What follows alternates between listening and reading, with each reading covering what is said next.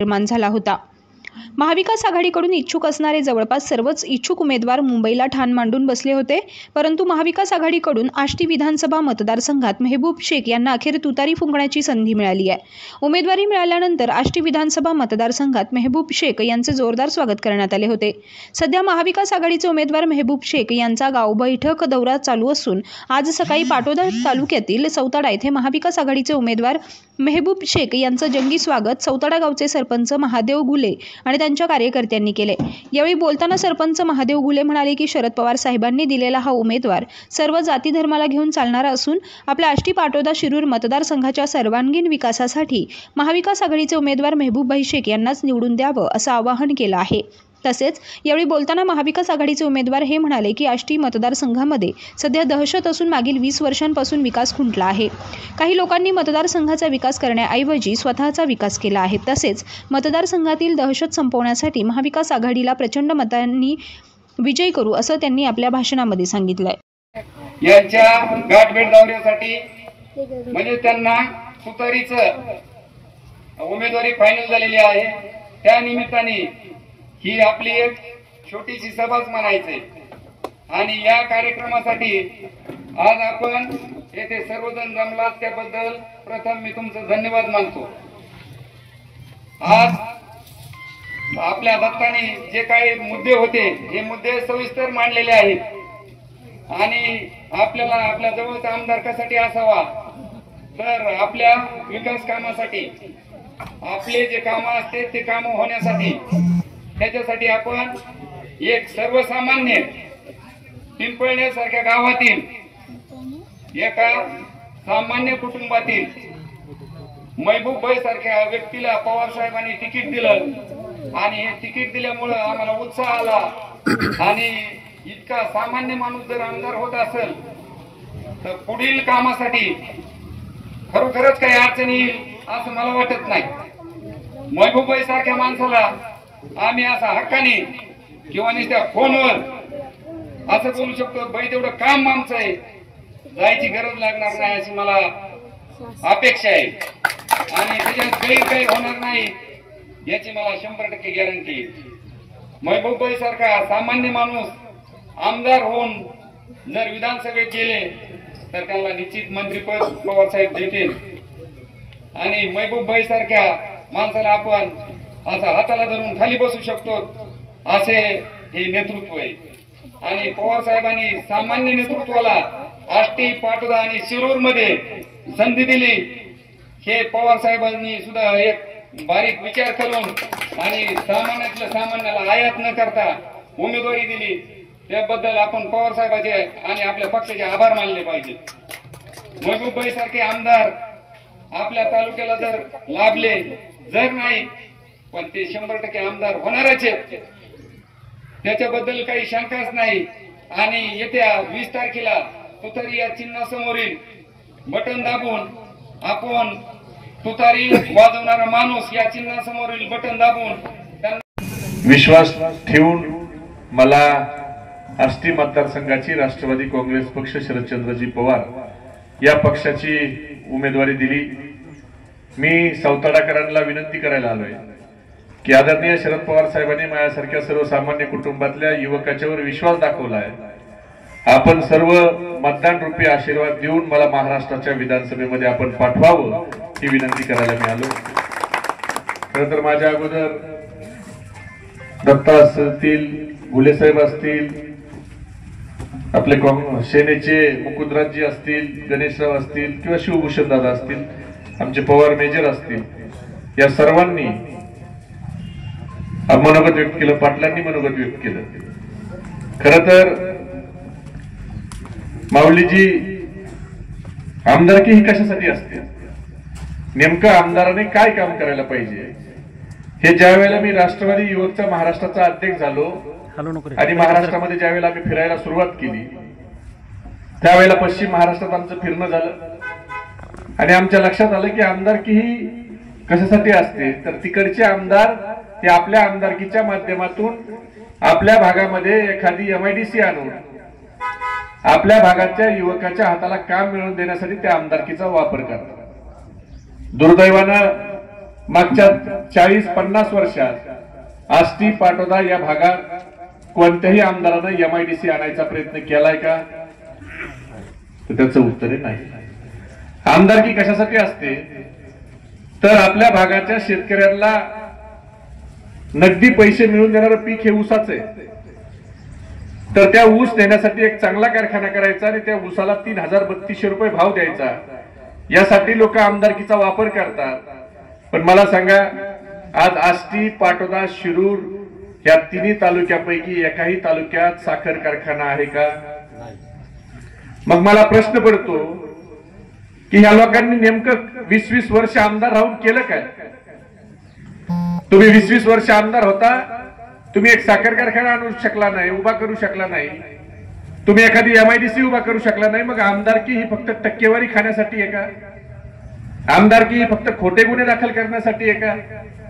आमदारकी ही bogus बिलं उचलण्यासाठी आहे का? आमदारकी ही लोकांना त्रास देण्यासाठी आहे का? तर आमदारकी सर्वसामान्य माणसाच्या जीवनामध्ये बदल घडवण्यासाठी आहे. मी सौताड्याकरांना ही पावनभूमी आहे रामेश्वराची, इथं मी आपल्याला शब्द देतो, उद्याच्या निवडणुकीत महाविकास आघाडीचं सरकार महाराष्ट्रामध्ये येणार आहे. जर आपल्या सगळ्याच्या आशीर्वादानं मला महाराष्ट्राच्या विधानसभेत जायची संधी मिळाली तर पुढच्या 5 वर्षाच्या आत या मतदारसंघामध्ये जी योग्य जागा असेल तिथं कमीत कमी 20,000 युवकाच्या हाताला काम मिळेल अशी MIDC मी करून टाकली. कारण आज आमचा युवक हा त्याच्या हाताला काम नाही पोटा पाण्यासाठी, तो रांजणगावला जातोय, चाकणला जातोय, पुण्याला जातोय, मुंबईला जातोय. घरी वयस्कर आई वडिलांना सोडून त्याला जावं लागतंय. आई वडिलाची तब्येत बरोबर नसती, काम करताना त्याचं अर्ध लक्ष हे कामात असतं आणि अर्ध लक्ष आई वडिलांनी गोळ्या औषधे घेतले का नाही ह्या गोष्टीकडे असतंय. आज जर या भागात त्याच्या हाताला काम मिळालं तर आई वडिलांची सेवा करून शेतीचे उद्योग बघून तो त्या ठिकाणी कामाला जाऊ शकतो. मी आपल्याला या ठिकाणी नम्रपणे सांगू इच्छितो की कारखाना करण्या एवढा मी निश्चित मोठा नाही, पण पवार साहेबाला, जयंत पाटील साहेबाला, सुप्रियाताईला सांगून मोठ्या माणसाला शब्द टाकायला लावून या भागामध्ये एक चांगला कारखाना आपण उभा करू आणि तो पश्चिम महाराष्ट्राच्या धर्तीवर आपल्याला भाव देईल अशी आपण व्यवस्था करू. आज सिंचनाचे प्रश्न ज्याचा उल्लेख मगाशी दत्तांनी केला, हे सिंचनाचे प्रश्न देखील सुटले पाहिजेत, त्याला प्राधान्य दिलं पाहिजे. खरं तर तुमच्या वाघाच्या वाड्याचा एक तलाव होता, शिवभूषण दादा, मी भाषणात ऐकायचो पाठवण्याला आलं वाघाच्या वाड्याचा तलाव झाला पाहिजे, पण त्यासाठी कोणी प्रयत्न कधी केले नाही. पण जयंत पाटील साहेब हे मंत्री झाले आणि त्यावेळेला तो वाघाच्या वाड्याचा तलाव आणि त्याचं मंजुरी करून टेंडर काढून वर्क ऑर्डर करण्याचं काम हे मी केलं होतं. तुम्ही तिथल्या रेकॉर्डला माझे पत्र बघा, पण सत्ता बदलल्यावर ते रद्द करा म्हणून पत्र गेले. ते काम म्हणजे फक्त टक्केवारीच्या भोवतीच राजकारण करायचं ही एक पद्धत आहे.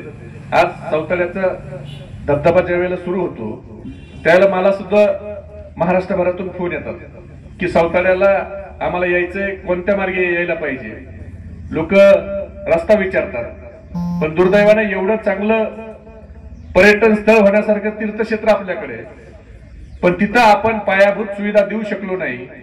जर आपण तिथं पायाभूत सुविधा दिल्या आणि पर्यटक जर इकडे वाढले तर आपल्याकडे हॉटेल वाढतील, आपल्याकडे हॉटेल वाढले तर युवकाच्या हाताला काम मिळेल.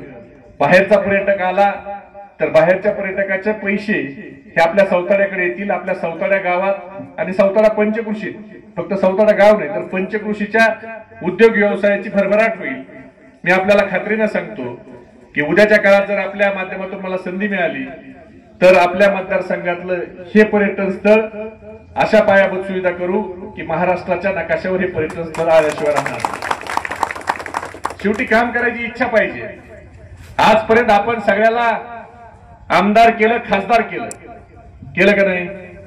सगळ्याला संधी दिली का नाही?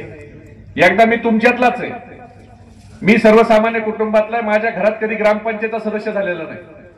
आमच्या कुटुंबात सगळ्यात मोठी नोकरी ही पोस्टमनची, माझा चुलता पोस्टमन होते. आज पवार साहेबांनी माझ्यावर विश्वास टाकलाय, तुम्ही मला संधी द्या, तुम्ही माझ्या कधी हाताला धरून मला जाब विचारू शकता. मी तुमच्यातलाच एक आहे, तुम्ही इथून अर्ध्या तासात माझ्याजवळ येऊ शकता. मी काय फार वेगळा किंवा फार मोठा माणूस नाही, मी आपल्यापैकीच एक आहे. एवढ्या वेळेला अनेक वेळेला आपण सगळ्याला संधी देऊन बघितली, एकदा 5 वर्ष मला संधी द्या, तुम्हाला कधी पश्चाताप करायची वेळ येणार नाही. महागाई वाढत चालली, आज पेट्रोलचे भाव वाढतायत, डिझेलचे भाव वाढतायत, आपल्या खताच्या गुणीचे भाव वाढले. आपल्या शेती अवजाराला या सरकारनं जीएसटी लावला, पण आपल्या शेतीमालाचे भाव वाढतायत का? आपल्या कांद्याला भाव आहे, आपल्या दुधाला भाव आहे, आपल्या सोयाबीनला भाव आहे. म्हणजे आपल्या शेतीमालाचे भाव खाली पडतायत आणि महागाई वाढती. तेलाचा डब्बा 1500 वरून 2200 झाला. शेंगदाण्याचे भाव वाढलेत, खोबऱ्याचे भाव वाढलेत. आणि हे सरकार फक्त जाती जातीमध्ये वाद लावण्याचा प्रयत्न करते. ओबीसी मराठा वाद लाव, हिंदू मुस्लिम वाद लाव, पक्ष फोड, पक्ष चोर, ईडी लाव, सीबीआय लाव. आज बेरोजगारी वाढत चालली. म्हणजे आपल्या कांद्याला भाव मिळायला लागला तर तो निर्यात करायचा तर 40% ड्युटी तुम्ही लावता आणि गुजरातचा कांदा 0% ड्युटीने निर्यात करता. म्हणजे गुजरातच्या शेतकऱ्याला वेगळा न्याय आणि महाराष्ट्राच्या शेतकऱ्याला वेगळा न्याय देणारं हे सरकार आहे. हे सरकार आपल्याला घालवायचंय. मी सांगत नाही, नीती आयोगाचा अहवाल आहे की देशामध्ये 11% बेरोजगारीचा दर वाढला. मागच्या 45 वर्षात जेवढी बेरोजगारी वाढली नव्हती तेवढी बेरोजगारी मागच्या 10 वर्षात वाढली. आणि अशी परिस्थिती असताना मागच्या 2 वर्षापूर्वी जे खोके देऊन सरकार सत्तेत आलं, या सरकारनं महाराष्ट्रातला वेदांता फॉक्सकॉन नावाचा प्रकल्प, ज्या प्रकल्पाच्या माध्यमातून आपल्या महाराष्ट्रामध्ये 1,58,000 कोटीची गुंतवणूक येणार होती, तो प्रकल्प यांनी उचलला, गुजरातला घेऊन गेले. टाटा एअरबसचा प्रकल्प उचलला, गुजरातला नेला. सॅफ्रॉनचा प्रकल्प गुजरातला, मुंबईचा हिऱ्याचा व्यापार गुजरातला, रिझर्व्ह बँकेचं मुख्यालय गुजरातला, एअर इंडियाचं मुख्यालय गुजरातला, बलद्रक पार्क गुजरातला, सिंधूरचा पाणबुडीचा प्रकल्प गुजरातला. 15-20 दिवसापूर्वी महिंद्राचा इलेक्ट्रिक कारचा 25,000 कोटीचा प्रकल्प नाशिकला होणारा, तो देखील गुजरातला नेला. आणि मग सगळंच गुजरातला न्यायचंय तर मत मागायला देखील तुम्ही गुजरातलाच जा. महाराष्ट्रामध्ये मत मागायला तुम्हाला अधिकार. तुम्ही गुजरातला सोन्याची लंका करावं, आमचं त्याच्याबद्दल काही म्हणणं नाही. पण आमच्या महाराष्ट्रातल्या युवकाच्या ताटातली भाकरी चुरून तुम्ही जर गुजरातची चाकरी करणार असाल तर हे महाराष्ट्र कदापि सहन करणार नाही. आज गुजरातला उद्योगाचा पेटार आणि माझ्या महाराष्ट्राच्या युवकाच्या हातात बेरोजगारीचा कटोरा देण्याचं काम हे सरकार करतंय. आज तुमच्या 17 प्रकल्पाच्या माध्यमातून माझ्या महाराष्ट्रामध्ये 5,37,000 कुटुंबामध्ये जी चूल पेटणार होती, त्या चुलीमध्ये पाणी ओतण्याचं पाप या लोकांनी केलंय. एक काळ होता छत्रपती शिवाजी महाराजांनी सुरतेला चा खजिना लुटून आपल्या महाराष्ट्राच्या कल्याणासाठी त्या ठिकाणी वापरला. आणि आज गुजरातचे हे 2 लोक आपला महाराष्ट्र लुटतायत आणि आपल्या सरकार मधले 1 मुख्यमंत्री आणि 2 उपमुख्यमंत्री हे उघड्या डोळ्याने हे सगळं बघतायत. त्या एक मुख्यमंत्री आणि 2 उपमुख्यमंत्र्यांची अवस्था ही गांधीजीच्या 3 माकडासारखीच आहे. गांधीजीच्या 3 माकडाचा फोटो आपण बघितला ना, त्यात काय बुरा मत देखो. तर ह्यांची अवस्था अशी झाली, आम्ही जे महाराष्ट्रातून गुजरातला घेऊन जाऊ ते तुम्ही बघू नका, तुमच्या डोळ्यावर आम्ही ईडीची पट्टी लावली. दुसरं माकडं आपलं गांधीजीचं असतंय ते बुरा मत बोलो. तर हे आम्ही जे प्रकल्प गुजरातला घेऊन जाऊ त्याच्या विरोधात तुम्ही काही बोलायचं नाही, तुमच्या तोंडावर आम्ही सीबीआयची पट्टी लावलेली. आणि तिसरा बुरा मत सुनो. तर आम्ही जे महाराष्ट्र लुटतोय त्याच्या विरोधात जे महाराष्ट्राचे लोक तुम्हाला शिवे देणार आहेत ते तुम्ही ऐकू नका, आम्ही तुमच्या कानावर इन्कम टॅक्सची पट्टी लावली. आज अशा पद्धतीनं राजकारण द्वेषाचं सोडायचं चाललंय, महाराष्ट्राचा स्वाभिमान दुखावण्याचं काम चाललंय. आज शेतकऱ्याला 10 वर्षात या सरकारनं कर्जमाफी केली नाही. 1 लाख कोटी रुपये फक्त लागतात महाराष्ट्रातल्या देशातल्या शेतकऱ्याची कर्जमाफी करायला. पण यांच्याकडे शेतकऱ्यासाठी 1 लाख कोटी नाही, पण मागच्या 10 वर्षात केंद्र सरकारनं 96 उद्योगपत्याला 35 लाख कोटी रुपयाचं कर्ज राईट ऑफ केलं, म्हणजे माफ केलं. हे मी सांगत नाही, त्यांच्या अर्थमंत्री निर्मला सीतारामननी लोकसभेत सांगितलंय. म्हणून हे सरकार शेतकऱ्याच्या विरोधी सरकार आहे, हे सरकार युवकाच्या विरोधातलं सरकार आहे. म्हणून आपल्या सगळ्याला विनंती करतो की हे सरकार घालवण्यासाठी आणि माझ्यासारख्या सर्वसामान्य कार्यकर्त्याला आपण तुतारी माणूस या चिन्हावर मतदान करून निवडून द्या. आपल्या फुलाचा जर प्रश्न असेल, रस्त्याचे प्रश्न असतील, खरं तर हे प्रश्न करणं लोकप्रतिनिधी कर्तव्यच आहे. त्यात ते करणार म्हणजे त्याच्यात काय उपकार ते करणार नाही. त्याच्यासाठी आपण त्यांना निवडून देतो. एवढं पुलाचं काम इतक्या दिवस पेंडिंग राहायचं कारण नाही. नेमका मग कोट्यावधी निधीचे बोर्ड लावते, हे पैसे जातात पुढे. मी आपल्याला एवढंच सांगतो की हे तर सगळे कामं रुटीन आहेत, हे तर आपण करणारच आहेत. पण आपल्या आयुष्यामध्ये बदल घडवण्यासाठी मोठाले देखील काम आपल्याला करायचे आहेत. उद्या मला जर तुम्ही निवडून दिलं तर पंचायत समितीत कुणालाही मस्टरकाराला 1 रुपया द्यावा लागणार नाही. एवढं आपण पंचायत समितीचा कारभार सुरू आहे. तुम्हाला तहसीलमध्ये 1 रुपया द्यावा लागणार नाही. कुणाची दलाली तहसील पंचायत समितीमध्ये आपण चालू देणार नाही. एवढंच या ठिकाणी सांगतो. आणि पुन्हा एकदा सौतारेकरांनो, तुम्ही मला तर मतदान रूपी आशीर्वाद द्या, पण तुमच्या पाहुण्यारावळ्याला सगळ्यांना विनंती करा की एक आपल्यातला सर्वसामान्य कुटुंबातला तरुण पोरगा आहे, त्याला काहीतरी करायची इच्छा आहे. एकदा माझ्यावर विश्वास ठेवा. ह्या लोकांच्यावर आपण अनेकदा विश्वास ठेवला. निश्चितपणे तुमच्या सेवा करण्यासाठी पुढचे 17 दिवस तुम्ही माझ्यासाठी द्या. 20 तारखेपर्यंत तुम्ही मला द्या. पुढचे 5 वर्ष मी तुमची इमानीद्वारे सेवा करील.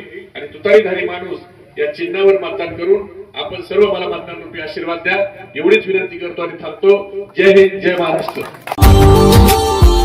Subscribe now and press the bell icon. Never miss an update.